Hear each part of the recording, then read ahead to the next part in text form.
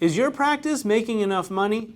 Today we're going to go over 5 basic sales techniques that if you implement them in your practice, you'll definitely see an increase in revenue. The next technique that kind of blends in with that, blends in with confidence, blends in with not being afraid to talk about money, blends in with body language and communication is don't make assumptions.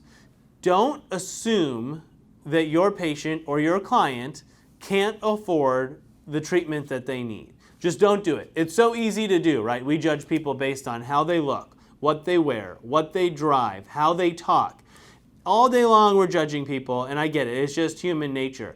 But when it comes to your medical practice and your staff, you need to be very certain that they're not changing the way they're presenting something because of an assumption about who someone is or what they can afford or what they can't afford. If the treatment plan is the treatment plan, if that's what needs to happen and there's a price tag with it, you need to present that with confidence and then let them respond. You know, a lot of times this can happen in a dental office or a veterinary office especially. What you should recommend, let's say, is $600, right? You're in a veterinary facility, you need to run multiple tests, you want to run some lab results. And the technician is like, well, you know, okay, we need to do all these things and the bill's going to be $600. Is that okay? Or if it's not okay, maybe we could just do these on your next visit. They're already kind of talking themselves and the patient or client out of it. No, assume that everyone has enough money for what they need. Present it that way with that level of confidence.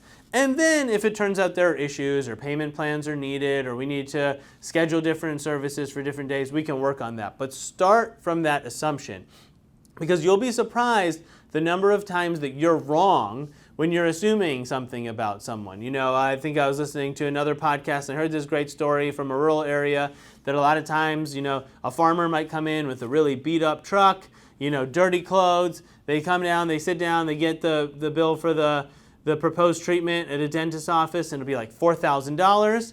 And they'll go out to their beat up truck and they'll come back in with a coffee can full of cash and they'll just pay you with $100 bills, right? But if you had made assumptions about that person based on what you see or what you hear, then you would never even get to that point where you might propose paying cash. So it's about that mentality. You know, this happens to me all the time too when I'm in a veterinary practice. You know, once they get to know me and they realize, hey, look, I do have disposable income and a few $100s is not going to be the difference between me giving my pet all of the care that you as a trusted medical professional think they need, I'm going to do it every time. I hope you don't take advantage of that, knowing that I'm just going to agree, but you don't need to ask me for permission.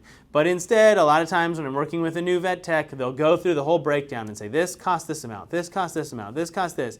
Is that okay? Do I have your approval? And my response is, we could have saved 5 minutes if you had just told me the total, and I would have paid you already by now. And again, maybe that's not making assumptions about me, but that is making assumptions about their clients, that they would be uncomfortable or uneasy about, the payment. And this doesn't happen by accident. This actually happens from experience. Your staff goes through these uncomfortable conversations with people that can't afford it, and they're almost a little scarred, like someone got mad at them or someone scoffed at the price, they got outrageous.